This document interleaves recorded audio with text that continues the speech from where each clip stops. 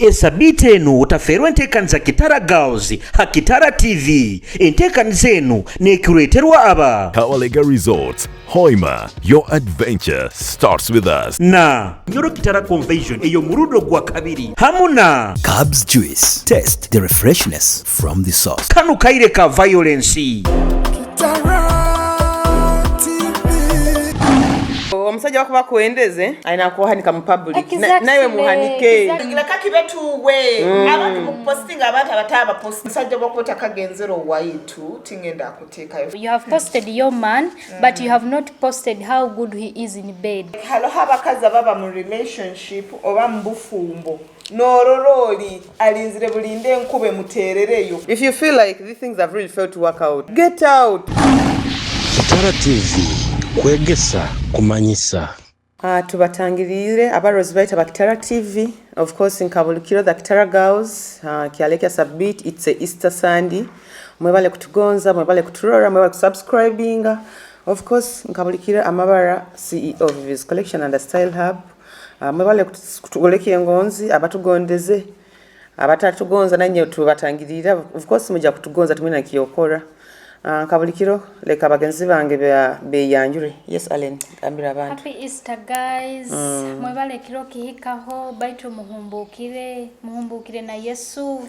Ebibi byanyu mubirekere mparana zanyu muzirekere yenyuma mwasibaho muta abarozi baita ba Kitara TV. Mwebale kubani mukyali naitwe, mwebale kusubscribinga, kulikinga no kusharinga.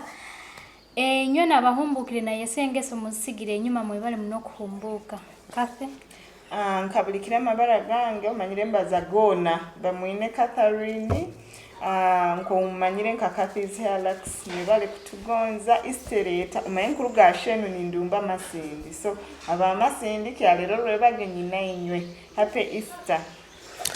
Okay, of course mwebale yo inywe nabagenzere mu chachi abachumbira akanyama tachumbira bakubaye kuchumbira akanyama kaho neighbor leka kula neighbor naliye bihimba yo nenkoko yekusagirire yeta neighbor enu tauni bibyani abantu mubahe nyama mubahe nkoko abokuba ruhanga tuferera musaraba yahumbuka so makuru ebibi byona engesembi emitima embi tugireke nyuma we proceed ahead.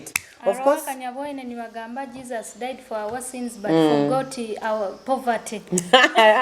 So makurongo ranga kafere bibi itatafere bibi ogayiga byayi baita akanyama kuboka ina nebaka muhe utakiza karaza musefuriyo bamo bakuli tinkabuliketi Kabalega Resort Hoima and Masindi baina branch ibiri aba Hoima okubasanga 4 kilometers no kyaruga mu town no jama Masindi Road no kyaruga Hamaranatha primary school amukono gwa gobulyo obo kusako bahikira 0393 193860.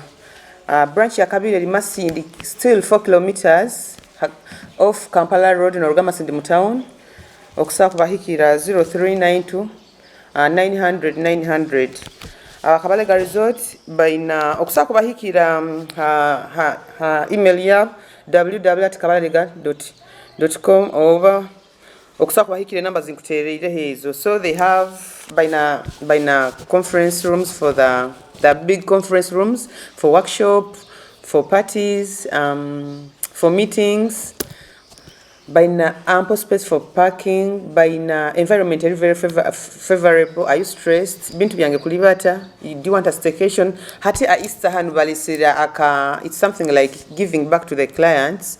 Oba kusasura 2 nights ni bakuha 1 night free. So makuru kujja kusasura night ibiri okuba ebiro bisatu. Take an example kujja nka Good Friday.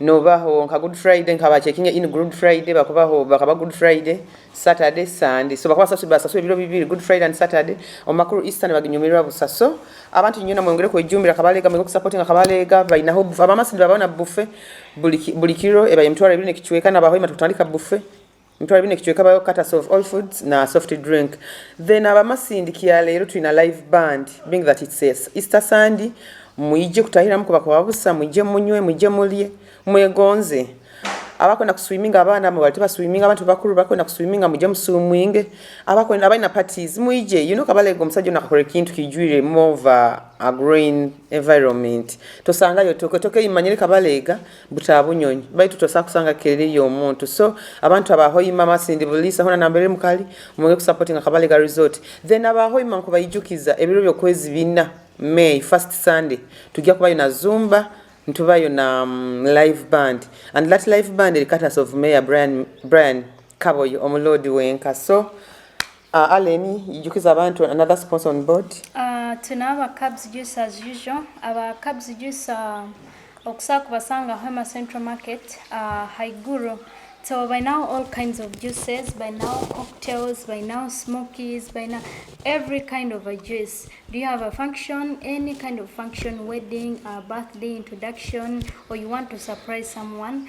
Can have cabs juice bakola delivery around town. Bokuboli yoko taina mani. When omsana ni guaka muno, you can just call them and then they deliver. So our cabs juice okusaba sanga MTN na 0781 43 84 66. Then Airtel 0704 15 32 30. Our cabs juice okusaba kubatera namba egyo nibasobola kuhika all those services. Kathy? Nkongera kubaijukya Bunyoro Kitara UK International ekuletere Bunyoro Kitara UK International Convention. Ekubayo omwaka guno gwenyini mu mukaaga 2007 mpaka 2009 hagenda kubayo kunyirwa kwingi abantu mwije mubeyunire in fact theme yabo is sharing history, heritage, culture and exploring investment opportunities in Bunyoro Kitara. Mwije munyumiro hajja kubayo abagambi bayingi baina ba sponsor bayingi. So Bunyoro Kitara UK International Convention mugeyunire omwaka guno omwezi gwa mukaaga 2007 mpaka 2009. Mwebale musimbiza bakama baitu kyali twino mulama kwenda kubaza of course habwaki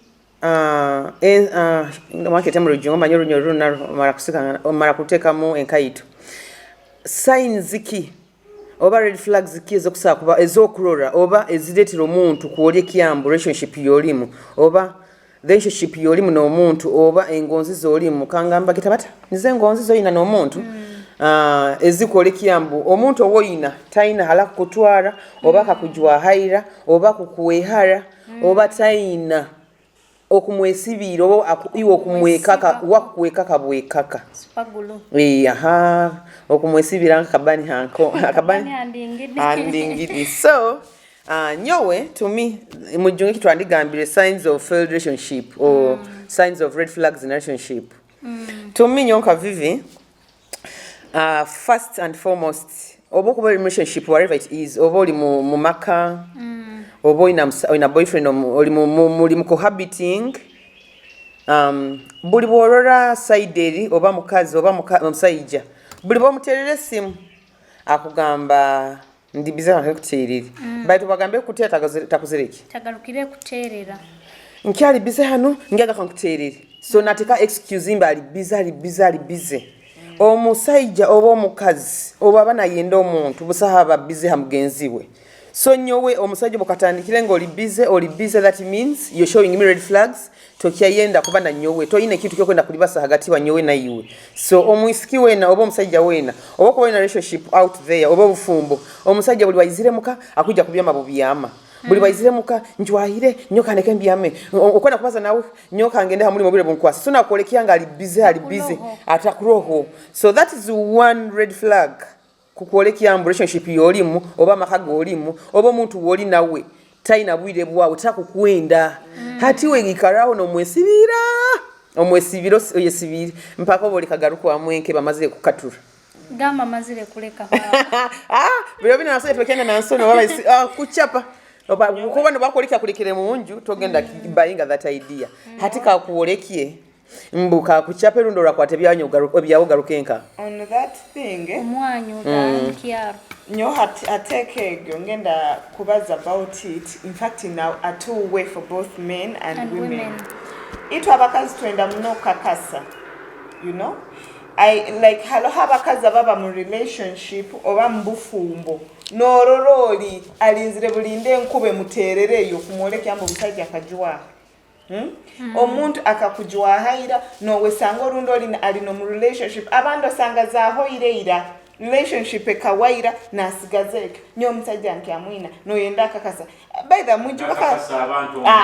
mumanyire ekintu kya ekizina kera tuli bato ekizina oba bibuuza that song manya mfulumye engoye nturukye engoye ninyenda bane baba manya olimu so abaisiki olunda abasaija haloho abantu abenda muno kakasa omanyire okukakasa kwa the end of the day ogenda noswara ogenda akakasa ojoleke omusajja okyamwina bamuhabuza agambe nyo okangira omukazi ondi so abaisiki n'abasaija in fact kiri tuwe halo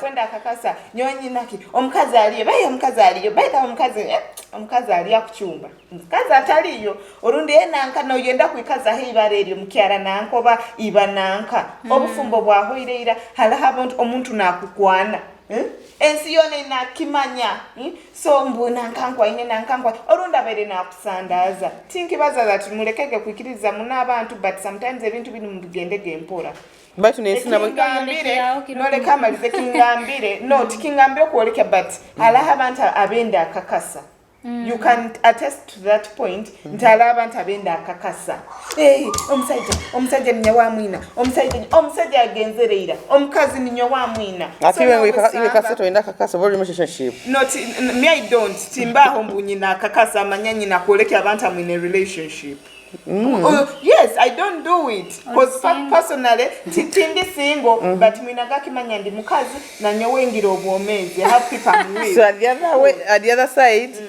nawe of course at all mu love ntugambanga oli mu love no I can tell someone a friend of mine ndi mu love so when you post on your status people thinking of kakas kinda to do I post a man no not posting a man no, like high love or prayer zina ko nyowe can do a song sakwikara mukizina but I don't be there msajja kozere kino msajja lo I don't do those things but ababikora osanga maybe Vivian you can do it but gali mazima msajja wawa kikozere but aloho abenda akakasa proving a point etaliyo let's say ayegulire bimuli oba yegulire kinu no bintu bingi ogenda kulora collect baby thank you bage nungiboine baby thank you chocolate ngiboine baby thank you kandi bitaliyo so I love that day aba naenda public attention anyway buli yomaino mulingo akirora but nyowe tinkagira muno kuba nikyo sanga omuntu naenda kweita omusajja mulekere let things flow the way they are supposed no let out okeyitaga nyo viviti insobora kweita of course ati nyo advising ebintu byokubeita byo kabibahakana men are so many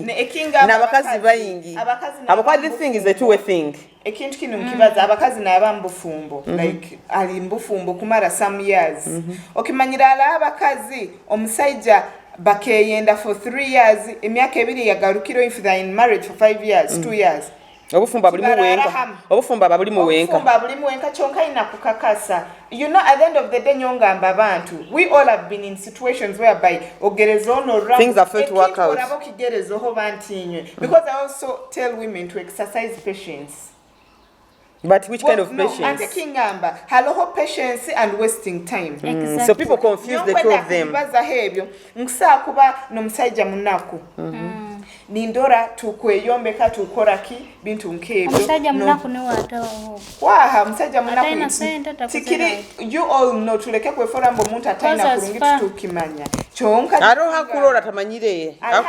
Yabokuba this show is about to educate people out there. Kanyowe team followinga reach obabiki. Personally, I've dated someone. I've dated omuntu weno banka datinga oba datinga someone no rambu embera teri nunge.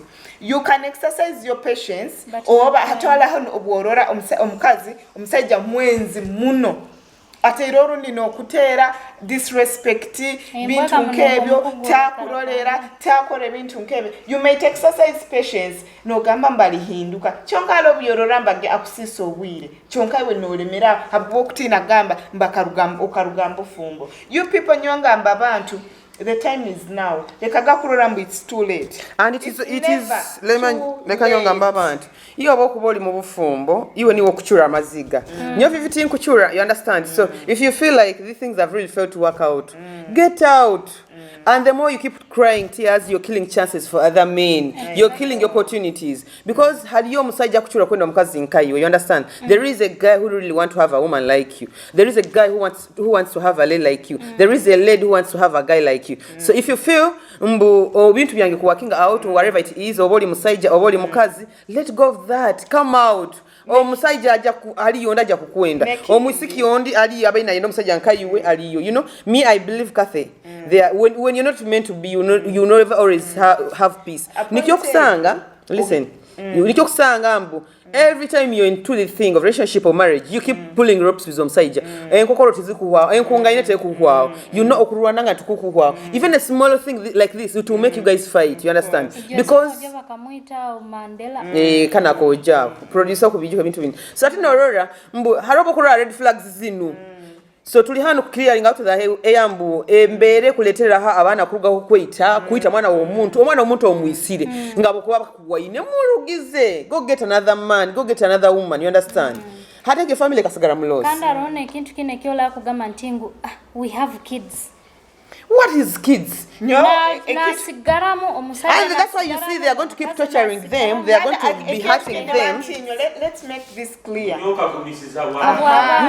you are not going to be patient for kids. And another thing, it's not all about manya kuruga mbufumbu ugendo funo muntu. You people, muleke kwefora that your lives can't be without me. And that's the problem. Ate kingamba bakazi, rugayo, some of us to like a relationship for our peace, not necessarily to go and find and a your man. life, Kathy. Omusajja takumpa mirembe, omusajja takukora ki. Norora okutina kurugayo because in your head okutekereza mu mpaka oina kuba niwogo sevia wawe ruhanga rako hairo bomezi ijuka ruhanga kumanya family kuzara monda ya mama wao ya kuhobomezi yamanyo olifunogo musayija yamanyo biriyanga olifunondi ati ruhanga yasore kulitugo musayija akusa kuletera a better man ruhanga yakuleteira omukazi ogo he can make it better way, a better woman for you.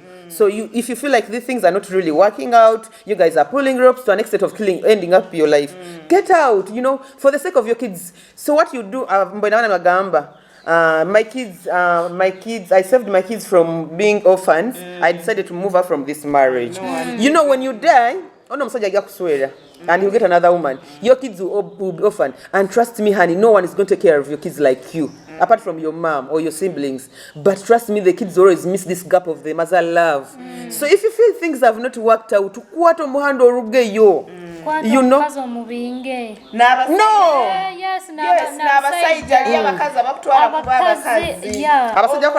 We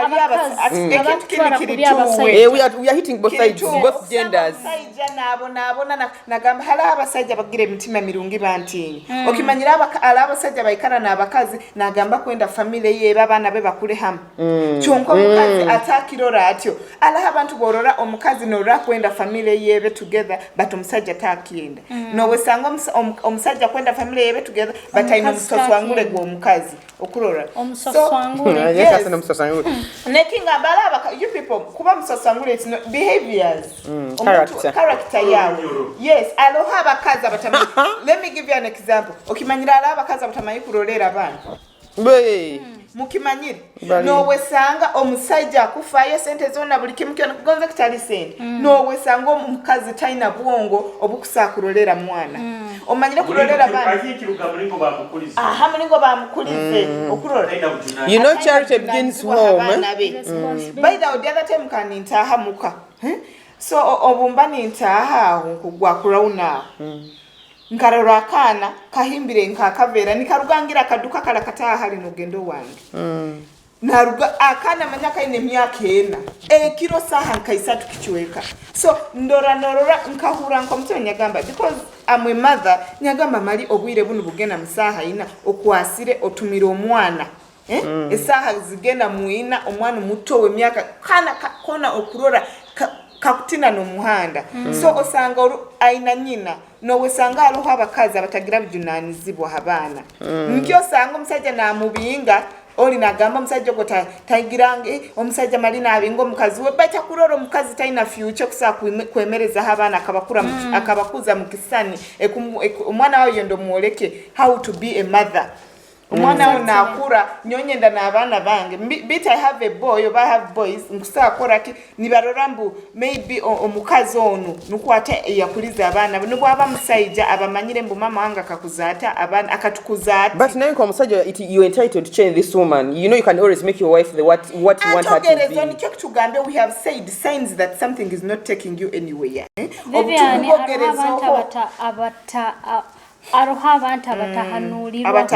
that is their character. Naturally. Noboku mukono omusumali mu mutwe tagarukwa munke.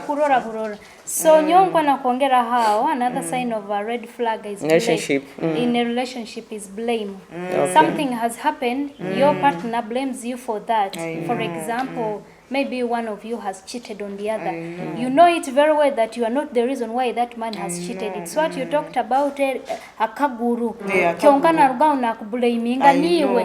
Nyo tonkolera kinu. Nyowe kiri. So okulolera kimuntingo omusajja akublaminga oba omukazi akublaminga. But indeed you know yourself that you're not the problem. That arona yokusindikiza omusajja kugenda kola ebyo ebintu. And that's why I'm saying you yourself you know it very well that you have done everything. You've played your part. You have played your part, but tatekana. I don't naturally bali mwenzi. Hungia. By the Allen, you're very correct. By it, in fact, you jump by the guard to come to Yanga, biki abakazi nabo bayindrem.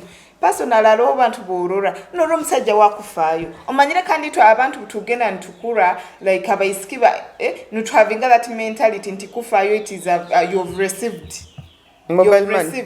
It comes with everything. Hatinye kingamba omusajja agena ngamba mali let's give a scenario omusajja anga garukire late not even late arugiresa haisatu ansangire nindoro bagamba go buzano bukusisa abakazi n'abasajja emipira basinsaga lero country zero emipira oli narora nkubaza scenario y'omukazi asangwe narora kazanuke wahura omusajja naija most of the times enyigi zaito obusibire runda izire late obasanka isato omuntu wikingire obabiki omukazi naruga hakazano na chinguro orwigahulire nke motoka oba anything oba abandi akurubase bgera kura omuntu akwija nagena na chinguro orwigi nakwata na igaruka rundi mukisiko bana garuka mu ntebe na ikara omusajja himbira gataine bivera nambura kumugamba webaleyo nambura kumutikura bantinya abasajja banu mubamaramu like jagara haspaka ti mubamaramu that love of coming bojenyo wo musajja kwenda kuija na kavera oinengero yendo mukwate munuko nyenka yenda kusemeze muno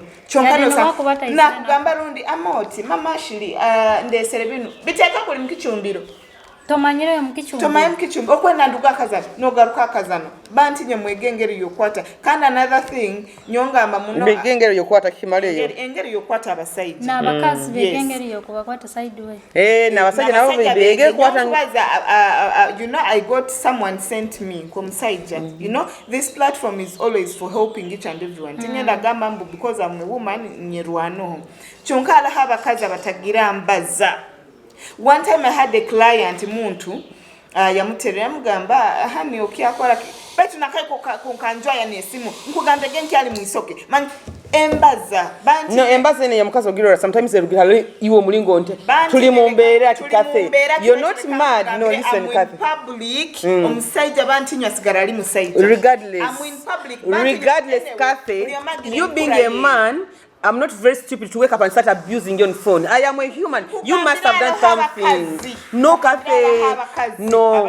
Busa yo mukazi ali muralu agena gama ngo mtese mata nke kujuma. You must have done something stupid to her. You understand? I think quite a scenario. Tinkugambe someone ke ola kamutera ya mugamba moti. Oba it was which pet name. Amulekerege na abana muka because this woman akaba nakeruga kuzara izire koro isoke. Bambe musajja nasigaire muka no mwana enkerembe. Remember enkerembe geba ne churo bane korake. So musajja yamuterera kurungi because akaba nakora isoke and yateka mlaudi. Yamugamba oba it was which pet name yamugamba okay ali kumalira. You know in a calm way. Hello musajja kusakutera. Right we nandwega batoka baki nyoti ndali batoka manya biki babalugire mukabatabukire tibatabukira ala abantu abalina embeere mbi personal ala abantu bamanyira ati no adija singano gambo kasole kikarusuzi nikiyeki ate ala abantu yes aloha abantu omusajja atamuhaire n'ekikomi webale omukazi n'ebiniga byonna abiyina aizetere musenze amukolereki omukazi sakwenda ali bato leka wamayiwo olina kumulabya mwegali oba kumanyira nikyo kulaba akubaleka ogenda kwesanga ofunira abasajja bana n'abaana bana informen okulora abantu leka abasajja bakeranka ebinyobwa nobulafuna 10 bomezi bwawe amayu just enjoy your life nikyo ngamba nnyo nkubaza n'abakazi abakwenda family zaabo where you find happiness that's why you say it's okay baitu nnyo nkubaza abakazi nkuterera abakazi abakwenda family zaabo don't have that mentality nti buli musajja I can get men by the way ngamba muna abakazi si buli ayambala empale nti musajja okura atali buli mbuwo musajja wororambo musajja ndi musajja nkobo okurora it takes a man a real man to be a father so omuntu wena iwo mukazi worabano oyenda obufumbo bwawe I know habamu difficulties baitu nawe rwana kyale ni kyagambirege omuntu kurora mbungerezo buli kimu kyayanga chonkala habantu natural abatagira mbaza yes abatagira mbaza nyonja kufuna ondi but at the end of the day ogenda kusanga you have 5 kids in 5 men at the end of the day that's why they abuse you people nororo muntu akujuma ina basajja manya abana bayingamu basajja bayinga then yes hana kwamba proud na kembeke koleki wamanyewe why do they get hurt when they have abused them that why are you getting hurt when they have abused you that where are they getting hurt no osanga bakazi I understand you I've understood I've picked your point mukazi buli mwana giraise chonka na hura kubi but there is always room to change nikyo ngambege bantinyo let's exercise patience both men and women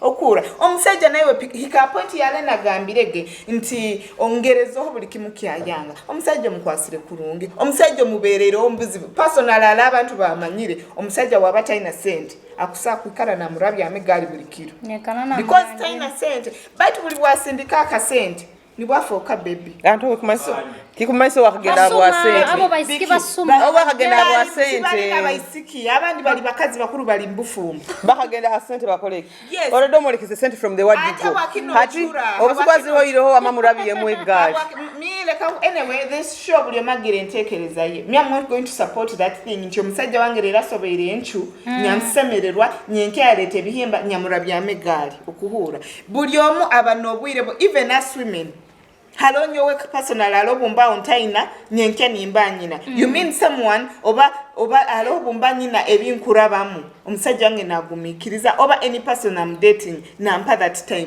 chonka nyoti ngenda kwemera omusajja because asikiremu nkatandika kumujuma nkata then bwarazfuna nibwombeho okura so omusajja do you know why people on the weddings cry omusajja naemera nagamba yes abasajja banda bali mwenza kozere kibaitu nasetulingana agamba mukazo ntumumanyire byarabiremu okura mu buzibu so why do men cry on their weddings why do people cry kugambire abo baba beretere kizibu that is what it is lol that is what it no you know you people stop having that mentality halaba sajja Julius no funo mukazi wa murabire mbingi no rorambu mali halaba akugumisiriza mbintu byawo tikirina mbunaku chonke mbera zawe biki numwika habu wanguzi baliyo abana babantu balimba bakugumikiriza yes but aba bantu nkyo musajja na hobukaiso nagamba bojo bantinyo mukazi ona kambirawo no sanemba kamuleke binu mukufosinga gabasajja bagendo omwani otakubisanira okuhura omusajja okumusindikiriza tugende muka just abwa competition yingambire geiri kwenda bakurole choka at the end of the day bakusweire rero nyenkyo rugireyo okura so at the end of the day garuka utwaire yo ekutwaire akole mama na yeri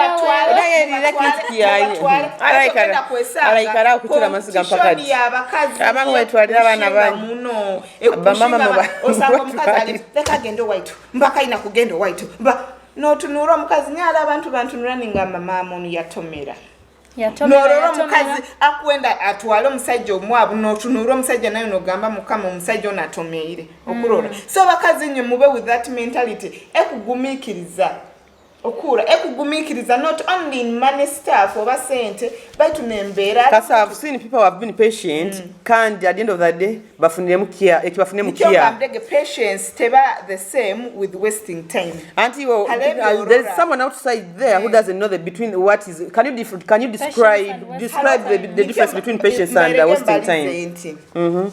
Haloho kurora. Bazo describing a client akuna nka kurora. Nikyo nkubaza Vivian. Chokwenda nguruke from the kyo kwenda nikyo mpikiro. In my thinking, kugumikiririza omuntu no kuwasting obwire bwawe. Kusinsa. Haloho msaija kuba ine bintu byakora. Norambu agirenge sombi agira biki. Chonka aine areas you way. Norambu wewe let's say director na inekinu kyakora baitu kineba weakness ye okuhura leka nkugambire nyongamba muno abakazi no sanga musajja kurolera buli kibakole chonka ina weakness mbu ayanguha kujura mempali like abakazi bamutwara muno okuhura oba like let me say agiro munwa abakazi abali mbufungo agiro runkuru atamusuma chonka no sanga atamusuma boleke sente muwaleta zibi you way ntino gamba ndo musajja onu 60% is okay 40% niye kyalakinga no rambu lekangu mikirize kandi nawe byabana akora banti nyalo musajja wenina kugumya nororo mkwasire yes banti nyalo musajja wosanga mu nsobi na bajonganyira like he's trying to change because we all have weaknesses but alo worolera kimu works abwire norora ebibi biri kinana ebirungi biri 20 owokukwata mu nsobi kaka napole kadizamu nakutera nagimisa nakugamba omusajja takayikiriza genso omusajja nabo mukwata ina mukazi mu kitabu akugamba tali niwe hali abayikiriza ensobi zaabo abakuba balimanye amazima gagenda kubiza ati nikyo tugambire halaba sajja abenda kipinga halaba convincing in a direct way but ala kugamba nyondeka bikininya abandize na kujumana amwemani hata muntu ko you're wasting your time first of all talk respecting you know nyoba anti nkagamba I rather be with a man nitwe chonka when he respects me than being with a man akwenda kuolekeza kimu because he gives me money I'm going to be treated like trash. Respect kintu kikuru muno mu relationship muno both sides. Okay, Kathe, webale muno have used zo tuhaire about it ite inde serege ale no kalo chuleira abantu bakahulira karakakawo nkwendo ngambire tukiyabaza hata itenu oburorwa ho bukuolekya mbu relationship yerimu tena mbere kutwara oba ogesibirire ogiremeiremo oyefoire mbu iwe omusajja ogo bomukazi ogo otali nawo okufwa azifu niwe royaro ohikia ale ni kwenda tiniwe nkwendo banzo gambira abakuturora Kitara TV iwo kubaza ho kwendo toye points nka isatu ezamani man ezomwana omusikio bamana mujiza inakora kukenga ngo relationship tena obroro waho wasting time so ikintu kyokubanza kiri lack of consistency okay omusajja atandikire kurungi mutandikire kurungi mu relation nyowe nja kugendera ha relationship dating because I don't know much about marriage but I'll be on a dating side omusajja oba musajja oba omukazi because it is a both way mutandikire kurungi mu relationship wiki ibiri omusajja ahindukira oba asazira omuliro atakukwane habwa love baitu akabaine kyakuboine oba kabina oba omusajja okamururaho sente obaki obwire nibuhika ayasindika gahani good morning takyasindika okusindika good morning kya lero no kyano yegaruka mnaka good afternoon no kyano yegaruka mnaka good night omanyengera garuka okay so but that is one of the biggest red flag in a relationship and of course Kathe talked about blame shifting umuntu atakutaking accountability of their actions oba nyongeta should I call nyongkiragieta defense mechanism exactly oli na irolera kimukanda roha abantu abotasaku wininga vivi baliyo ni muisanira yado mutwero mukoti akira ho judge taikiriza obo mukwasira obo mugambira kinu na kwatana kwe hakanira kimu na ye hakana kwehoga akiri bakwatanira mbamba msalaba kande kintu ekindi nyeki nyina kubaza ha point egyo it's lack of communication. Communication is important in a relationship. Very important in a relationship. For example, Vivi, like it's a weekend, or maybe I have an outing with the girls. So nindema gambira partner wange. Ngogiyagenda na Kitara girls. Yeah, exactly. Ngo Kitara girls tukugenda Jinja next week ni manta mugambi. So nantere simu we ya uni ntandika bikukwatira onka. Niwe waguzire simu eno wantera hoki bantu inyu. Please, let's try. Bojenyu osakuba nyowe relationship yange nsakubaza skruga saha inazamukira mpaka saha mwenda tulindo buli mwe saha mwenda kusaba ni want to serve ningamba musajja iwe let us sleep sato musajja bakugamba mbuta kusa communicating obo muisiki No kwata manya ino wakuhobwire by the way I know what by the way, when your Wi-Fi is slow, just know that there is someone occupying even your man. Exactly. So no kwata no screenshotting a call log no gihimba no giteka ya status. Okay, my person we speak for 5 hours. That's But it is necessary anyway. No, sometimes nyonga babanti. Exactly. Allen, always enjoy every moment you're in love. Allen, you're supposed to enjoy every moment you're in love. I enjoy every second in love. So when you enjoy, better allow to do it is okay. what I can say, get your person, fall in love. Enjoy that moment. Then after break up, ojehanu otusabe kiganyiro, okyolo gwendi mu love, okyolo enso gyabye. Yes. Because no time, I told people, no time to heal. The best time to heal is to get a new partner. Exactly. So by the time you're there, I'm healing. My man, your man has already moved on. So Swiri, if things are failed to work out, no Msaija, Swiri, don't wait to heal. Yeah. Get another man. You heal very fast. Kwena kuongeleza point ya kathe ya patience. You get mufunire mobuzibu na partner wawe no iruka social media. Men are dogs. Women are what? Men are offers. Women are this and this. Men and brain, they are like this. They are like this. But when you're in love, you're like, me and my man truly wait it. But when you break up, men and brain and common sense. This way, they are parallel. Not strings attached. So, bokufuna obuzibu mu relationship no iruka no genda abanywani not only kesi yona mulingo abanywani bawo bagambire family yawo yono gitera tere. By the way, let me tell you one thing about this.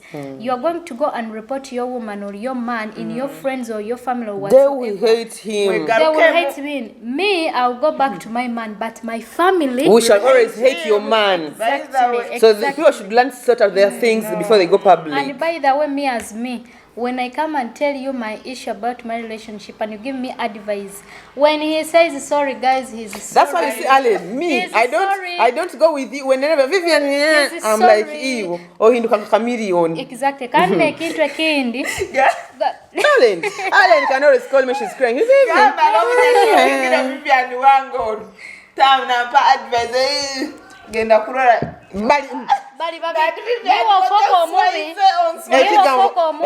Ekigambo kakimizi negambo omuntu ohe mukaga hansi ya mukama. By the way, Vivian, may I even tell my man what you people have told me? You a witch. Why would you tell your man such things? Why would you tell your man such things? You're a witch. She's a no. Alan is a witch. Habwensonga akaja nachulira mwana Vivian. You know I'm saying. Now that's why your man hates me these days. By the way, there was a relationship I was in. That person hated one of my friends. I know. Because she used to give me advice. No, Alan, when Rugendo bali.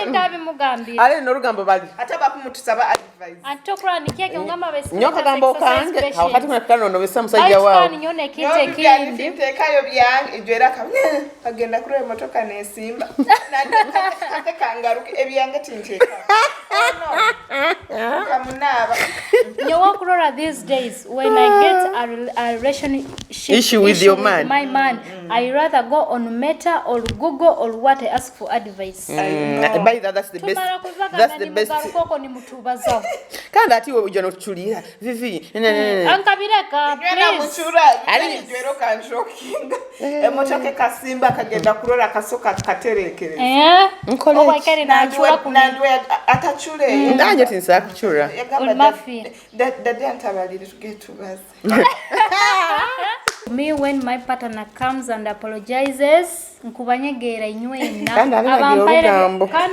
By the way, Vivian, if you are in a relationship with a man and you can't gossip, he's not your man. Pillow talk. You can't. Oba mugenzero mbano baitu nakono mbwende. Nikalanga tubagei. So the best advice omuntu afuna omuntu wakola nawo rugambo kapata nawo. Exactly. But I think that's all about the friendship. Yes, exactly. Basis and the relationship you have with your man. Exactly. Okay. And tugenda kuhumuraho.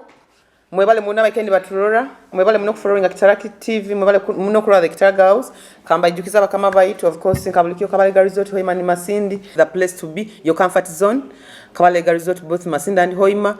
Of course, nkabulikio kyokunywa tuliyokulia tunywera tulira tufune kyokunywa kuruga one and only Cubs Juice Central Market. Mr. Collins, thank you so much for always supporting the Kitara Girls. Thank you for giving us the best services around town. Omojogo mumwetanire, he has best things. Aina smoky, aina ice cream, aina the thick juice. So, and I think he's the only man who's doing this thing in town. So, abe mikoro, abe mbaga birthday. Na ka surprise, you know, musana mwingi, gendo gule akalisa ko mutwaro gumu guonka mwa Cubs Juice. Of course, nkaba hero, tukubayijukiza we have Bunyoro Kitara Convention, ebere okwezi mukaga, abina musanju omwezi gwa mukaga. So, inywe na mwetanire mu bwingi, tutakagenzere kuhumuraho. Nkwenda kujukiza abakiyaturora ensonga abakwenda kusigala no turazi ensonga nkaisatu eyo kubanza iwa kuturora omurozi waitu akaina natura kukatambe tutandikirege wakwendeze kwenda omuntu akukwenda oba iwo wokwenda then ekiya kabiri kihikire kuolekia success zaitu ebintu bituhikireho mu public oba tubyesigalize nkaitu abantu then ensonga ya kasatu okwaukaniza Engonzi no how should I say it no kwaka okay tegereze so katugaruke otarugaho lindirira. Discover your home away from home at Kabalega Resorts, Hoima. Located just 4 kilometers from Hoima City on the Hoima Masindi Road. A real resort in an eco-environment. Nestled near the stunning Albertine Escarpment and historic Mparo Royal Tombs. We are the perfect blend of convenience and charm. Treat yourself to our cozy rooms, mouth-watering meals at the restaurant, and refreshing moments in our outdoor pool. Whether you're here for business or leisure, our conference facilities, camping grounds, and fun-filled kids' playground are ready for you. Escape, relax, reconnect at Kawalega Resorts. Hoima, your adventure starts with us. Book today.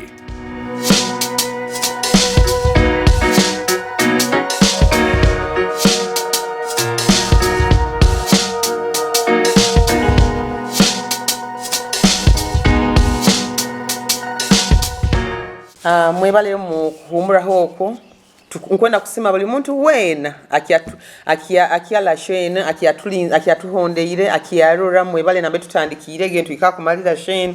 Of course nkabulikiro we are the Kitara Girls on Kitara TV and you're not going to deny the fact that we are Kitara Girls. So Kitara Girls kakubaruma iyo bako bano yenda kola the Kitara judges, go do your Kitara judges, go do your Kitara mothers, but we as you to we Kitara developers, you know omwana angambirege vivi abagamba ngo mukwenda mubombeke bagenda hadi we abagore cement by the way comment section be yombeke. But of course iwe wakufilinga ekintu kintu kikukozere kurungi nkugambe geka gamba ka scroll kali kakukura kurungi tikakukura kubi gamba alaba kayikura benda buli oma abe mukayikura omuntu tosomere nanyobwe tomanyire olimu akusana ali mukuru abanyasomere by the abanyasomere nabo bona baruge ba commenting etinkinira ali yakakize nemyaka asana so abanyasomere baito omuntu abakayikuru batulemeseza I think people the association.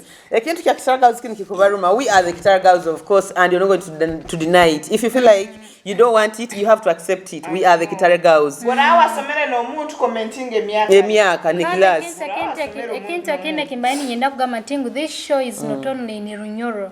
Tubaza no Murujungu because it does not go on Runyoro. We are everywhere. So we are everywhere. So instead of commenting negative things, by the way, ebintu bine bitubaza jezinkaninga mbo mwana tingu we get from the comment section. Abantu bagenda ko nibekwata group ni batandika kubaza. Nibamara kubaza nibajya mu comment nibatugambe kyo kubaza. Hala abantu abo aba bayikaire nabo. So your friends, which you call your friends, they are friends. the ones who come here and tell you about and tell us about you, and we talk about those things. We don't want your negative energy. I was kind of good today because my man told me, honey, you need to be a good girl. Let me even say hello to Daddy. Hi, Daddy. How are you, my man? Thank you so much for loving me. Thank you for being. I have a supportive man, Kathy. No chimanya. Ale no chimanya. Me too. So thank you so much, love, for everything. I really appreciate, and I promised you I am going to be a good girl. With but I'm still, that's energy. Of course, with energy.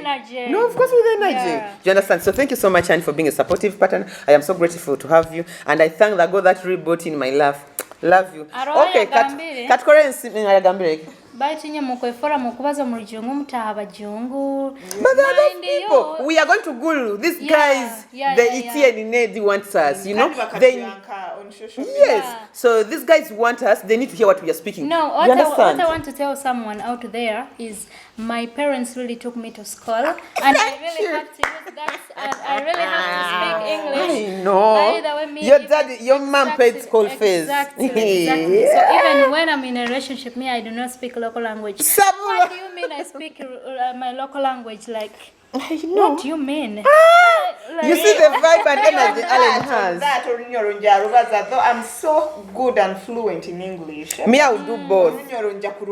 Me, I will do both because and people who say like that, they only know their mother language. Because you cannot compete with me when you only know your mother language. By the way, before we Kirungi kuwa proud of your mother. Exactly. No, we do manage. Julius, we mix both languages. But what do we hit over English thing? That there are those people who are viewing us and they want to pick what we are saying. Kids, Julius, omumbana nimbaza na iwe. Okusanga orunyoro omubigambo 10 nyina kuteka matisi orujungu ko ebigambo yanga byange ku flowing abiyonka. You understand? You people, you went to school, you need to use that chance, okay? So of course lekatukora simbiza bakama baitu. Kabalega Resort, both Masinda and Hoima, thank you for being the main sponsors of this show, and we really appreciate so much. Thank you so much, Mr. MD and the company. Kabalega Resort, Hoima, you can find them off Masindi Road, 4 kilometers from Hoima town, on your right hand side after Maranatha Primary School, or you can reach them out on a 0393 193860, or you can find Kabalega Resort Masindi off Kampala Road, 4 kilometers on your right hand side. You can reach the Masindi guys on 0392 900 900. Kabalega Resort has been the best, or it is the best hotel in Hoima. They have the best services. They have the best rooms for the conferences. They offer best services. They have the best working team with them, so you should try them out. They have the best rooms.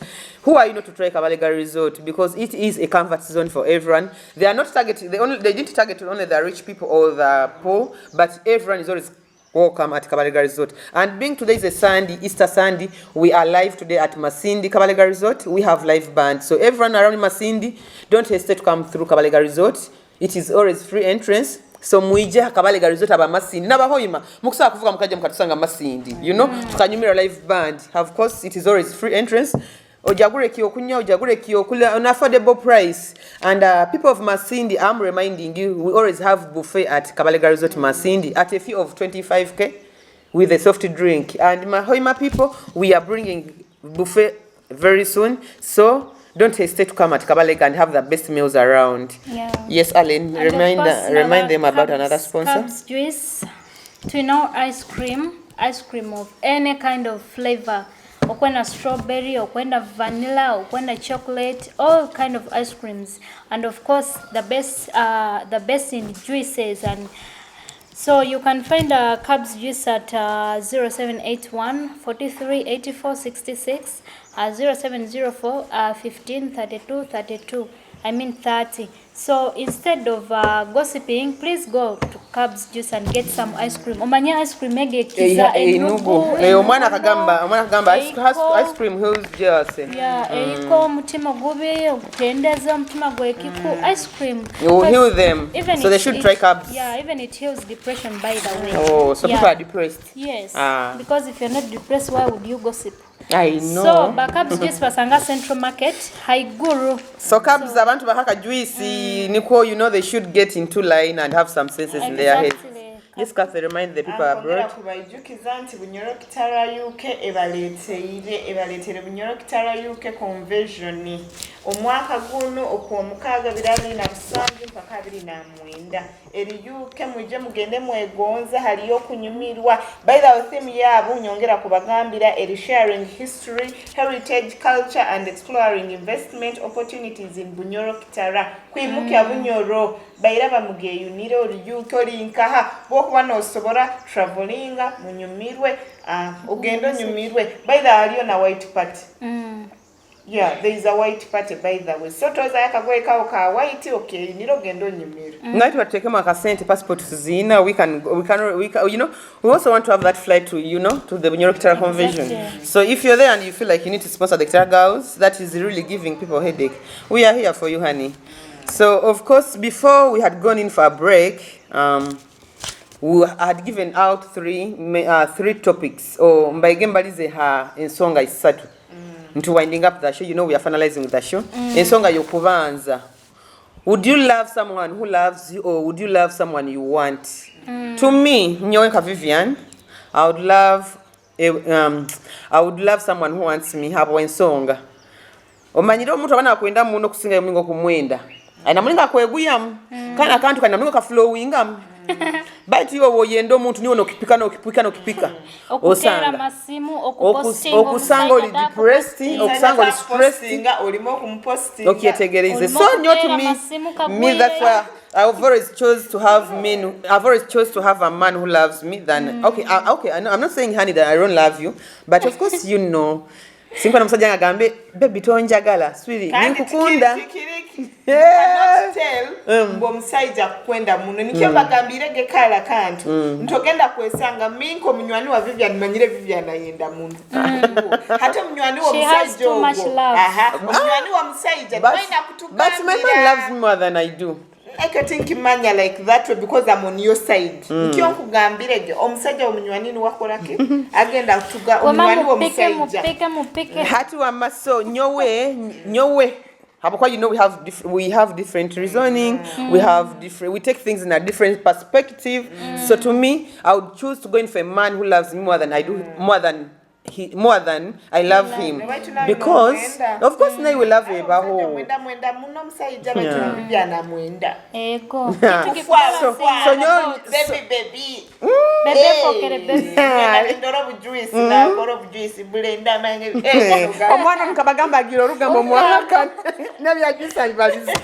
what am I, Alan? What I telling?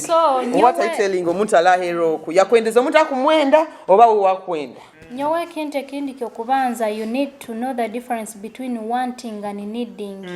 Omuntu omanyiro murunyoro bikwisana isana, but in English there is how they're being different. The person you need, actually you are supposed to be with the person you need, not the person you want. Okay, tegereze kintu you need.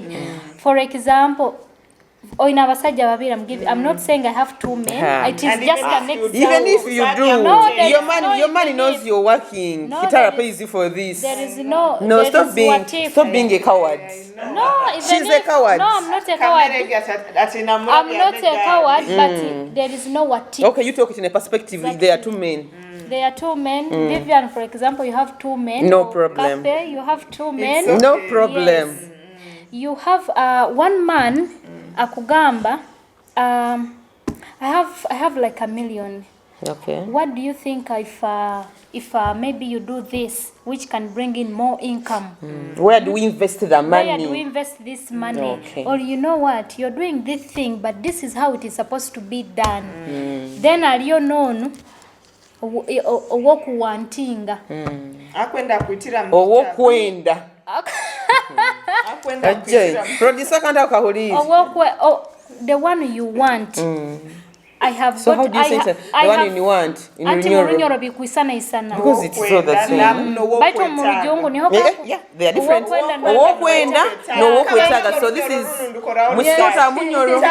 No, thank God into half caste. Kanda tokumanyire banyeta bamwine isonyo watawa ishaka. Mami wanga bawamasi. Exactly. So Vivian Kathy, owokuwantinga owokwetaga akugamba I have gotten salary. What do you think tugende her trip to the Sasanya? Tugenda Kabalega. Tujja Kabalega first vacation. Sasanya Eastern. Na ndiwe no jagarara. Nyo tugende. No kuchagala kwina kuba munanka yo bayi. No, I'm coming. Hold on. Yes, of course kwina kuba. No jagarara no genda. So oli akwolekeze dati akwenda kukurakuranya baitiwe because now you want to come and prove us you are genius, you are a girl of soft life, you are in ambassador soft life era. Nino moja munyana wangu nyitaso ambassador soft life. By no muza kuno kubatandikia TikTok. Life is so private. No one knows I'm in my soft girl era. Who asked you? If it is private, who asked you? Why would you post? Why making this public? There's nothing to do with the private if you've already posted it. So maybe me as me, if you're asking me, I would go with a man who has a vision. By the way, of course, every man wants a developmental man or a developmental woman or a developmental mind. Because if you invest that $1 million, it is going to produce more money for you, and you not lack in life, you not lack in relationship. You understand? Antini okurugaho ninjani nkugam, for example, I call my husband, I tell her I have a problem of 200,000. He be like, I don't have it at the moment, but is it okay if you touch the maybe in the business or what and what, and then I will refund. Then nurugaho notereroli habokwa kwerero ASAP. So you go with the other one, and then you will come back after 2 weeks. Depression ekulikubi omwasiba gani mubaza ni murara ni mbaza hatino mukubaza 1 minute missed calls for gamba dipo kyagiro raho ekaburaira kagendera mu blog obwa busy fokere busy omwana iwenyi na project omanyire boss wange hataka ijata haga heru, we are very busy, we are traveling, we are what kumbe kunu bambi we are used and dumped. Hit and run. Sasa kuboyendeza atakwe. Akuboyendeze. Sente zikuba zikutwaire zikumaziremu. Yes. But you know someone can, sometimes you girls love what we have rather than loving us in Kaban. Yes. Omuntu no mwenda ekyo. Analo kwenda yo Julius because all producer wa Kitara Girls. Oli mukine kintu kya Kitara TV. So nagamba kwenda kalamu light yako kukuruga li Julius. So hata nagamba amasanyalaze gani kwangafune mu Julius. And that is the reason why you even kukozesa gana ukozesa. Kandi birobina you love what I am, what is your. Birobinu abana begerengesi yokosa abojoni bababinga. Okay, tegereze nyina musiki ayakolesa izo mojo ya mubinga yagamba mojo no muchafu yamgamba otali gahano obikenge nyagamba bintu bini omojo li bakamubinga So atenkoreni. Kanda uchali no sangogo mchafa kabaina future no. Aina kuonde. Timanyire. Omoje bambo. Tukubaza story lo musikio. So hati nyo ekinte kine kimanya one thing about men. Busa omusajja takwenda agenda kusisi obwire bwa to start educating you. Busa omusajja agenda kusisira obwire. Ata agenda kusisira obwire ni wajja kurora mbe. You do whatever shit you feel like you want to. He ignores you. Shut up. Yeah. Wakura atena future like Of course. Olimba. He's not taking you anywhere. Anywhere. He's also saying you nothing. Kati you have seen that red flag hatutanikire kupike kintu. Okutera masimu wewe mahano. No. See.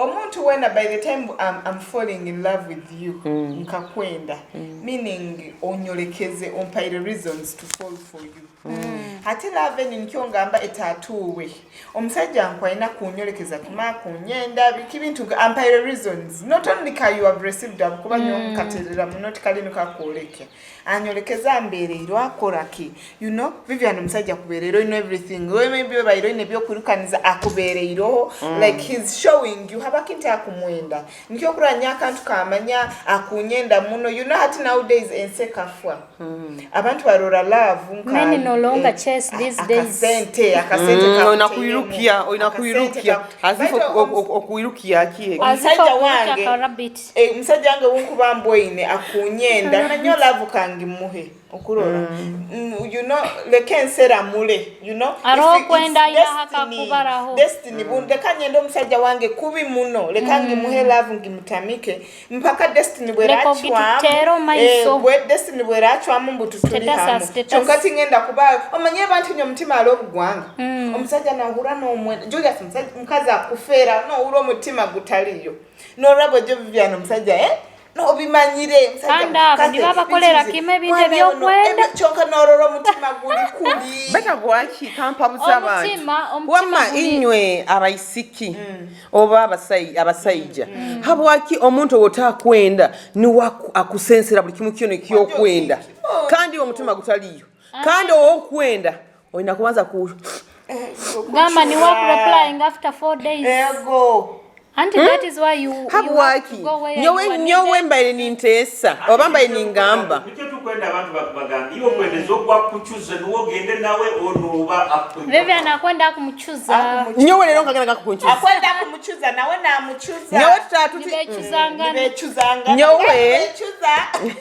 nyowe musayija wamayo mwisiki walahira kuturora obo kuba norora nyomba ninkusitesa oba ningamba yendo musayija akuchulira habwaki nikwo bayita basikimu kutekinga nga advantage tuta n'abasajja tibakyatira soko linde abakuchura baliyo kase omusajja takagwira mwana omwisiki munyoleke akuchura omusajja takagwira mwana omwisiki abasajja bamba bakubachuliraga umanyire muleka kudupa no kase abana abasajja baliyo bakuchura baliyo but bakuchura tibana kubaroga Julius there is this natural love which has to flow omusajja from the word go he says he puts his sight on you omusajja na kuenda na kulemera na akora bikimu kiona no like no monika to kumwenda na achura kase what are you talking no mgamba is done this fool will cry for you what are you talking about what are you talking about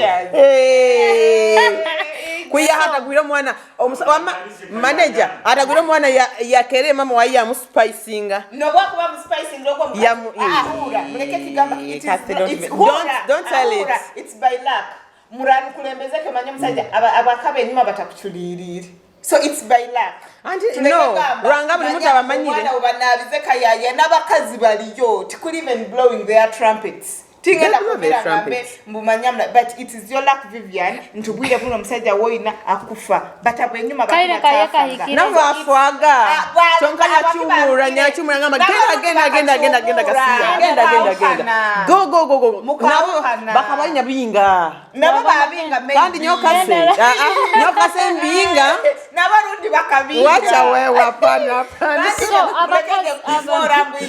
abasajja nibo ninywa bakubakozesa nicho tukubakoza ntu babiri abasajja nabo bakubafumura amazima nabali abakufumura bali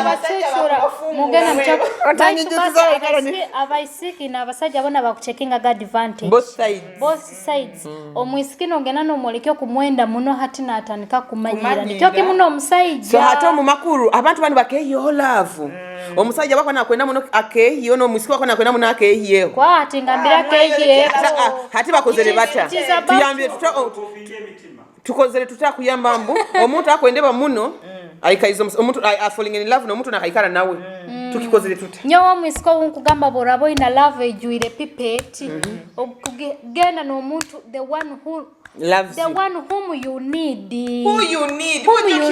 omuntu akukutwala omaiso akukwongeraho you need for your challenges your for your personal growth man or for your happiness and peace happiness and peace by the way kandi aba bimukora kubyogo hati so abaisikize itwe nkaba Kitara girls tuba intutesa obantu malira fashion omwisiki wena obo musajja wena you should blow your trumpet. I think you should blow your trumpet. Go where your happiness is. Go where the peace is. Go where you feel like you're comfortable. Sometimes obana omuntu nobana mu bantu tumwizani muri batabati na guihayo mkono akuli mu maiso nyajuka sinari makusana mugenda Israel nyajuka sinari nyabairo Kampala oko aro munywani wange yazira ino omuntu yagamba aboli lekale kona ikale nyuma aboli tugende na iwe I felt bad for this guy. But already bakabata ku dating. I think they just started dating, but the guy felt like this guy doesn't work for her in public. Yes, Rugendo. Or maybe. No, I don't support that. I don't care. I don't care. There are some people, let's say you're dating a man who objunanizi. Vivian Gonze no photo to msakuru bata street mwekwasi. It's not. Yeah, and me, no. Like I should be a live example. And I think I love example because I've been in your life. Me right now with the current queen. We cannot.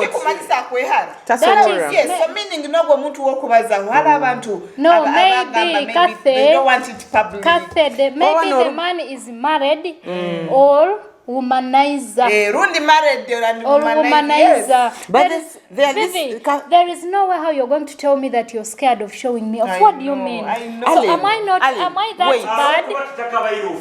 Which official? No. But you producer.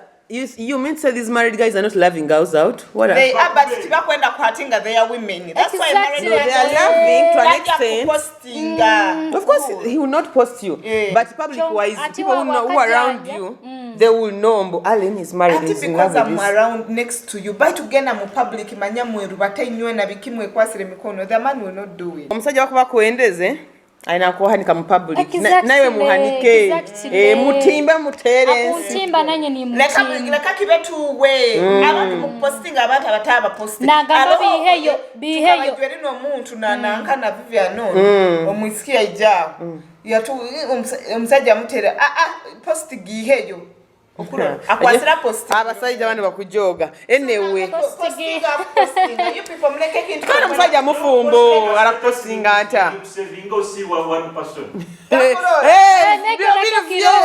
view one no mara ku posting a Vivian take a screenshot on wacha wewe musajja wala posting screenshot ngo giteka yawe niko baturole muswazo mwange gamba WhatsApp ta kumara muteke direct a TikTok mutwalo muteka TikTok Instagram muchire mu kubisisa oteke no kuteka gambe bojo baby with posting muchire mu kubisisa usisa abana Kitara abantu bali bangu hare songa ya kabiri 20 nakubazaho kihikire kuleta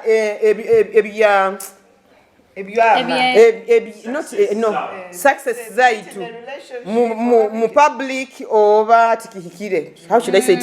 Is it okay for you to reveal to the public your success, or it should remain personal? It has advantage and disadvantages. Okay. So it is good and we are hitting both sides, the effects, the advantage and disadvantage. Nyowe ekintu kyokubanza I must put my success out there because there are some people whom I'm inspiring. Okay, yeah. Exactly. Sure. So there is no way, Vivian, how I'm going to work my ass out and I succeed and then I get a business. And you hide it. Hiding. No way. You need to show the No public. way. Me, I was suffering in private. Again, when I'm okay, You suffer suffer in private. You need to show the public. It is the same that what do you mean when you tell me I travel and then I don't post? What do you mean? Are you okay? What do you mean? They should know your location, sir. Okay. No, you are craving for fish and you can't have it. You've and been when posting you have beans. You should post the fish when you've got it from Kabalega Resort. Exactly. That is so. So there is no way how men have showed me shege and then nkafuna msaja kunyenda maliko nkabale Post him, darling. batera mu maiso. Post him, There baby. is no way. There is no way. Kandi ekintu ekindi how it is bad. Abantu abamu ineiko. By name Muli barogo. They have bad hearts.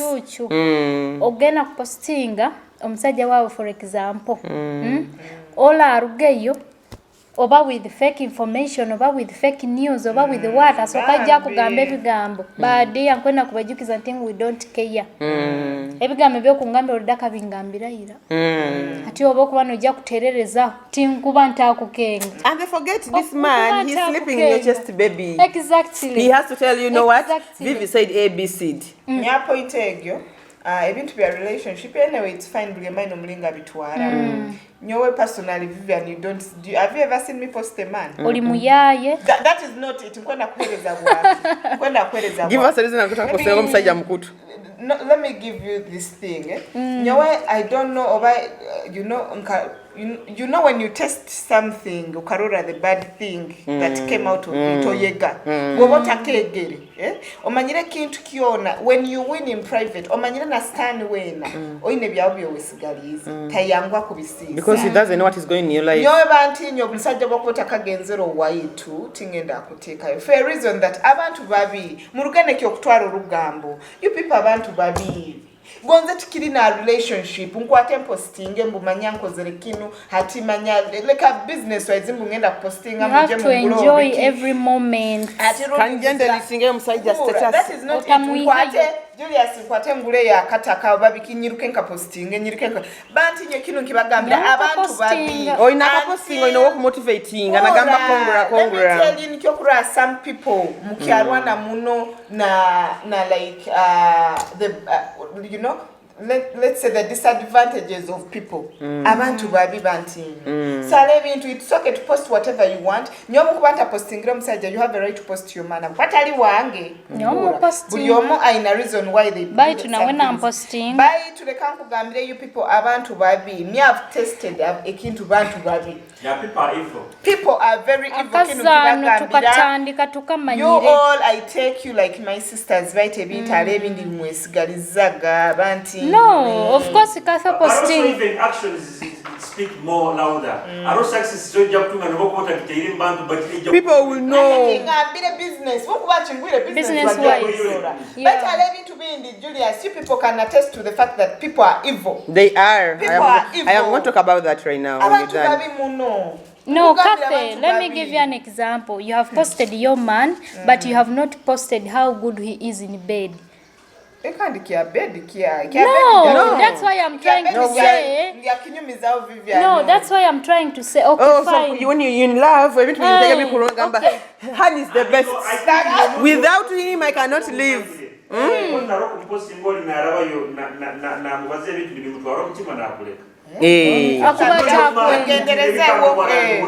Ati Julius hatauni hanu oboli hanu omusajja kwenekia lero nyenkaba muhaira information yone yomanyire yuwabaira otakazayi orugambo ruli hoima hanu rukunuka bunuka. You understand? So Julius nyo muntu akakuja akakungamba shit about a man. I don't care. itiza lekanya hikize nyerolere nyinka Nyina musajja ngamba there's nothing to tell me about Vivi because I've been with for the little time I've known Vivi. I know her. Atamugambire taswai. Bakamugamba omanyire hoima Eris kandi bisaija nuya balizo orugambo runarugamba musajja wange. You know this is the man who's sleeping in my chest here.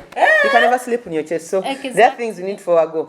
Anyway, her point ya success nyonko nagibaza I've been a victim. Omnyabeni tandika the style hub nyatandika nyapostinga abana bakagenda bankwatamu abana bankwatamu to an extent at style hub nyanza nyagipozinga so we bunu I dare you busamanyire how far with the style hub, you understand, because I was posting showing people like Vivi's collection has got something, we are doing better, God is doing something great in my life, but man I swear so people are evil and even people know, and the worst part about it even the people close us around us, they are the worst people who don't even really want good things about us. So nyamba iningamba oboko balina success yawe banzo kole project ewe obweri mara kuwa posting, don't even tell it to anyone. Just do it with yourself, with your heart, you understand. At some point woba to trusting amuntu muveko, I'm not going to feel like my man has opened something for me and I fail to tell Vivian. If I don't trust you, let me push you out. You trash. Let me trash you. Because at the end of the day, people who are snakes in green grasses. No, that you cannot even understand. No, you cannot tell. No, talks up telling a thing of Kumanyisa. They are hiding. Exactly. You people are information.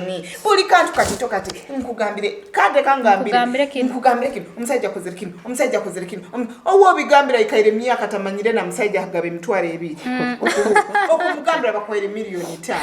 So you guys are information in win success sometimes Muno, so abantu besigalize success zabo, they should keep them from them, they should keep motivating abamukanda abakubizibwa nibo bayingi muno. So wama omuntu wena onekiokora onekiachievingire akatako takapostinga yombeka burento buwe abantu baba baze bagambe Vivian akatandika oburento kole saloon kola project endewe baje basanga gambe Vivi's collection because style hub, you know. So and I think I also learned that we should let people know the wrong side of us. Yes, we should. I think we should show people we are bad, like we are bad love, we are not doing well, we are crying, everything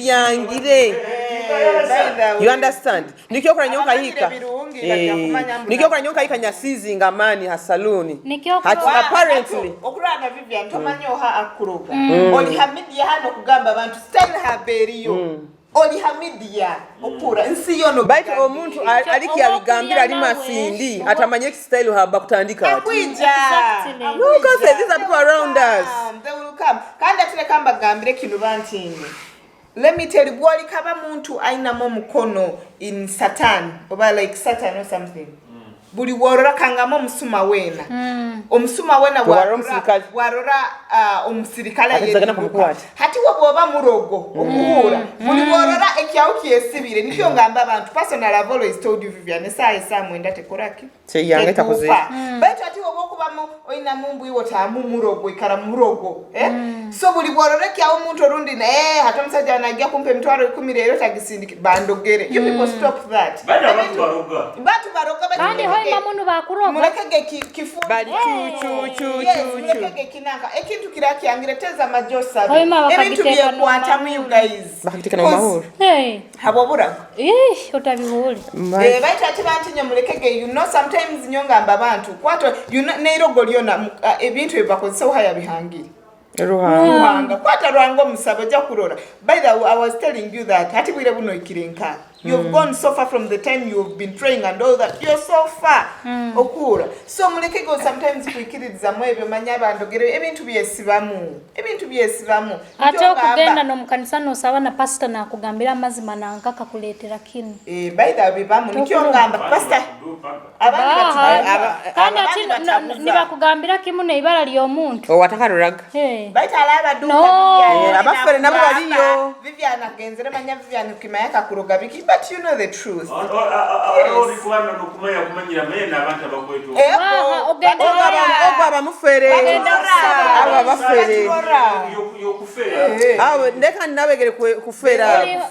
Nyo Vivian Kengam olihoima oinagenda kusabira kakumiro. Yego. Niyo bajja kuba batakumanya. Kakumiro n'abapasita banyini batufu baliyo. Ati kakumiro ogenda kutoza yo. No, n'abapasita baliyo. Omuntu bwaba musuma tayenda bamuibe. Omusuma lero. So bwakuba naroga genda muno marogo sayo nakara bamurogere bamukwasire mbakozereka. Leka tubaza ensonga ekusembayo eya love and lust. Love and lust ntumalira ntuwinding up na show ya 10 of course nkabuliko Kitara Girls on Kitara TV kyasabitsa haikumi nemu. Nyowe Allen, can you differentiate between love and lust? Love and lust. Love, first of all, love angena akidefining anti. Kuba no yendo omuntu otaine kintu kyone kyo kumwenda oba tuno yendo omuntu genuinely. Aroho kugamba nankogo mwenda he mirage. Nankogo mwenda ha kanyama. Nyenda haiti obutwika kuli antwara kagwire ebintu ebyo. Last I think nankogo mwenda he motoka. Baba nagizikura atenyumira baba na ibara. Akamotoka kamwe kakwisana. Na Vivian is a media personality kamwende bamanye ntayiba Vivian. Exactly kintu nkege. So hali what would you say? Would you go in for? Na yali yona abasaija na kwato misikoko na mwenda hakabina. Nikyo kurora bakwaswera gani bageni babazaramu abana. Niba bakayikuza. Akabina nikasigara mu leba so ni baba lekao. Mugira orugambo weo. Nyoka kugamba kasene orugambo bali. Hati. So mbale ninkagamba bibi. N'abasajja abayaya bafiri. Abakufera abana babantu. Akuendeze abo kuba kubena Kitara TV. Kandi to make matters worse hata abana bagenda nibajwaro bubina. Baita koje kagamba bayisimu baleke babujwara. Leka kasenki abaza. Leka nkiabaza omusika yajwalira kabina omusika genzera omusajja genza mwendeza akabina. Bayikiro muromu bajwire makusanga siepere mserebende quick match. Omusajja what is quick match? Straight ato mtuwele tena quick match. By the way, the back and the bums and the by the way, straight. those are people whom I cannot compete with. Okay. Bokubola So mserevende quick match, I can't compete with you. Lasti omusajja agenzera ku kwaine habwa kabina obo jwaira kabina maybe okajwaire bujwara yagena ati mwagena murumu yagena ya kandi bagambira abasajja bagambire by the way basikaba kujwara go bubina mukugena go mukiyogero ni mugani mujuramu ni mugaruka mu buzinga zingiro mu kigo yoti ni kwa abasajja batugamba bagambira kabina okwenda omuntu mubaleke anti nikyo kurora ntingo musajja exactly ati kasa omakuru kabina ko kwa attracting nikaka mu attracting ile mukwatega ka toothpick ni mchumita ga muti obakule matagurukira ati toothpaste ola sabta toothpicks kati enso topic yene kimboine Allen topic yene undaira mbaire ni ntesa niyo tutandikiro next week nkona mugende mu comment section yaitu mutugambire what is love. What is lust? Would you go in for love or would you go in for lust? You understand? So to winding up the show mwebale munawe kandi baturora kasa banzo tujukiza aba sponsor baitu banzo jukiza abantu ba UK Diaphragm Canada kubajukiza nti Bunyoro Kitara UK International etuleterera Bunyoro Kitara UK Convention omwaka guno kwa mukaga 2027 mpaka 2029 haliyo boje bintu binga haliyo kunyumirwa haliyo kulya kandi obo kafiko okutamu katito katika sente katito gambege theme yaitu sharing our history, heritage, culture and exploring investment opportunities in Bunyoro Kitara. Like in fact ekyamakuru muno kiri kuteka Bunyoro hamapu. So mwije tunyumirwe itwena. Yes, so Alen. Njukiza abantu bagende betanya cabs juice ako. Mugenda Central Market haiguru mufune akajuice kamukwenda oba mango oba pineapple oba ki any kind of juice kandi abasikina abasajja nywena juice it plays a lot in life of course in your health bobo oli onywena akajuice ako of course akoma cabs juice Vivian bola olino hurobo mezi bona bugarukire kandi ice cream depression we service provider ataha muntu mulungi nka Colin Cabs this boy is so good ka video ka ya TikTok I think he knelt down bakana serving aba he's so disciplined. I've not met a human like Colin. Colin, you're so good. You are a professional guy and oyendeza Colin is so good. I've met people, I've met service providers. Colin is 1 in a million. Yes. He's a 1 in a million. He's a good guy. He's a well-disciplined guy. He's a very humble guy, and he has humanity. Like cousin is Karusuzi Zinezind, but Colin, he is so good. So, by jukiza abantu enamba. Juice okubasanga 0781 43 84 66 Airtel 0704 15 32 30. Mugene mumuhagiro mojo kunkengeni mukamurora he is as nice as his juice and ice cream. Exactly. So nyowani nyujukiza abantu of course buli kiro ntumalira abakama baitu abakabalega mwebale muno kutugonza mwebale muno kuteka mwensi mwebale muno kuteka mwaka center ako mwebale kuonda the Kitara girls of course with the family the Kitara family we are so grateful and we really appreciate Kabalega Resort of course ebe bya buli kiro mubasange amukono gwa gwo buli no karuga mutawoni kilomita 4 amukono gwa gwo buli Masindi Road aba Kampala aba Masindi obasanga mukono gwa gwo buli no Masindi no gena mu Kampala Road still na kilomita 4 so ebintu binu ija Kabalega ohumuroho obokuba hulire mbu ebikere bikutoka muno mu matugawo ija Kabalega ohuroho bunyonyi butoka you know ebintu byangire kuli bata ija Kabalega oswimming ohulire so Kabalega Resort of course buli kiro and we are so grateful mwebale kutulora nambe tukatandikirege ntumalira sheno of course we are the Kitara girls on Kitara TV. Thank you so much for loving us. We love you. Bye. Happy Easter. Enjoy your Easter.